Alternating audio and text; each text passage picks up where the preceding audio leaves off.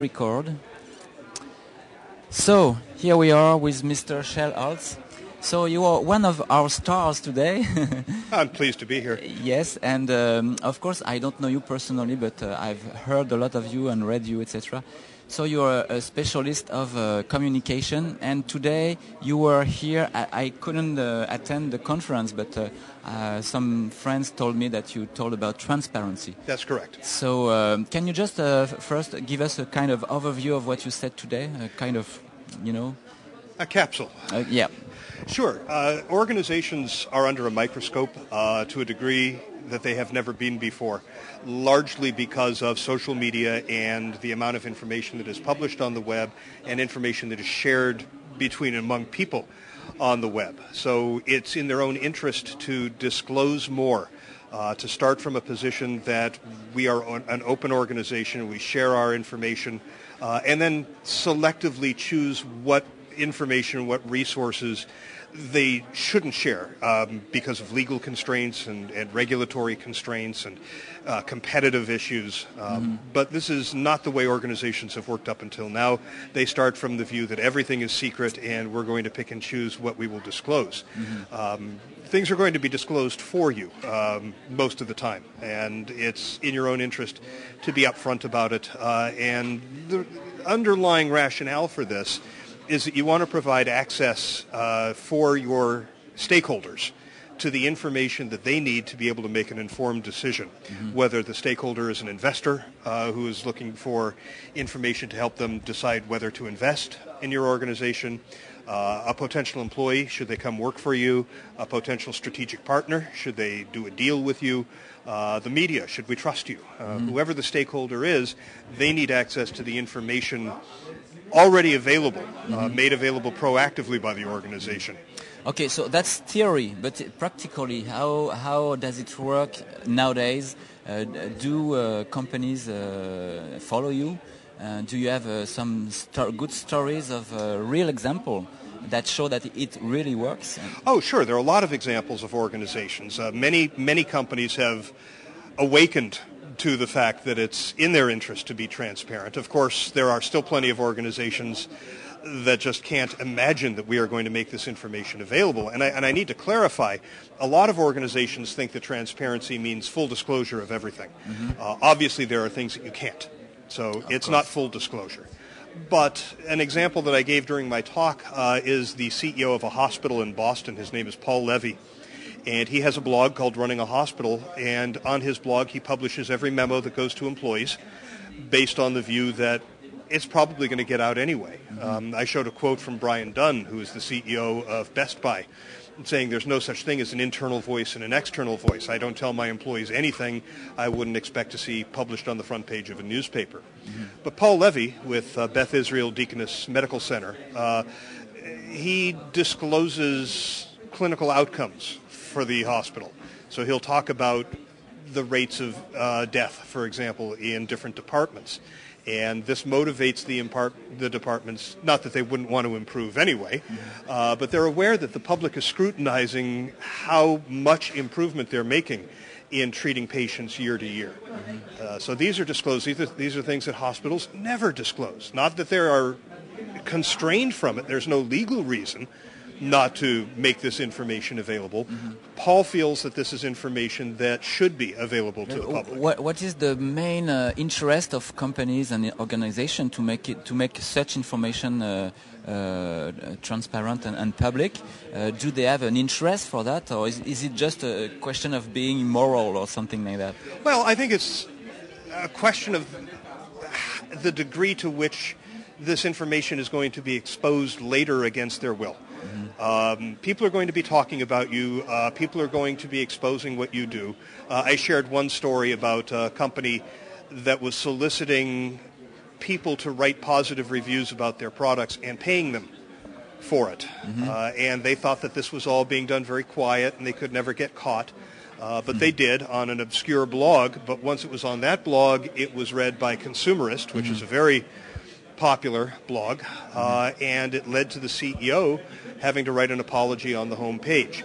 The apology included the assertion that this was one rogue employee who was doing this. This is absolutely contrary to our culture.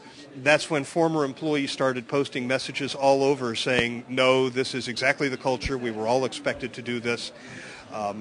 When you have a culture that says we're going to expose things, all of this information, then how do you get caught? Mm-hmm. Right? Of course not. Of course not. But this brings us to a question of governance. Do you say that in Governance. English? Governance. Yes. Governance. Because of course many companies are at war. In fact, so they are fighting against competition. They are fighting against states and financial how do you say taxes, etc. Sure. So the problem then is the question of governance. Do we have a clean and transparent governance at the head of this company that will buy this paradigm, or do we have also a path to make, you know? Well, I think there is work to be done and processes to be established in organizations that have been more opaque than transparent. But if the leadership of the organization is committed to transparency, then everybody else falls in line. I know that when Michael Hyatt, the CEO of a large publisher in the United States, embraced transparency, we interviewed him for our book, and I asked him how difficult it was to get past the lawyers and the other leaders in the organization to implement the culture of transparency. And he said, I'm the CEO. They do what I tell them to. He decided to disclose his sales numbers. It's a privately held company, and there's no legal requirement for him to disclose sales. But he said for the stakeholders that he does have, it was useful for them to know that. However, he won't disclose his profits because that's information he doesn't want his competitors to have. So he decides which information isn't going to hurt the company if it's disclosed. In fact, which information is going to help the company if it's disclosed. But he also decides which information we need to hold back, because it's more important that we keep this out of the hands of our competitors than it is that we to make it available to everybody else. And finally, now let's come to technology. What is the relation? Because of course, to be transparent, you need to have a technology base which allows you to communicate, etc. So what is the relation between the technology and the transparency? You know the story of the egg and the hen? Absolutely. So. And there are organizations that have managed to be very transparent without ever employing modern technology. There's one company where anybody is allowed to pick up the phone and call a member of the board of directors or send an email and get an answer. But the technology, particularly the social technology, enables more direct line of sight between the stakeholders and the representatives of the organization. First of all, we have a platform that allows the leaders to engage more directly, the ability to hear a leader's voice, to look him in the eye, the ability for a leader to simply engage through a blog and respond quickly to issues and make information available as circumstances dictate that information needs to be released. But it's also a platform that allows employees to be part of the conversation.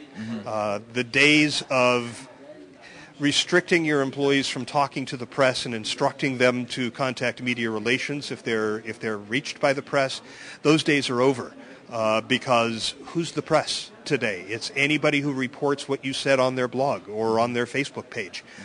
So what we need to do is rethink how we communicate with employees so that they understand the company's issues, the company's challenges, its business strategy, and they also understand the expectation of how they can and should communicate as evangelists for the organization and its brands, but also understand what, because of legal constraints and regulatory constraints, they can't say, and how they position this as individuals and not official representatives, official spokespeople for the organization. Thank you very much. Let me just see if we have... Oops, wait a second. So we are still live. My friends over the internet, les amis, si vous avez des questions pour Shel Holtz, c'est le moment. So j'écoute vos questions. Well, I'm trying to ask them if they have some question.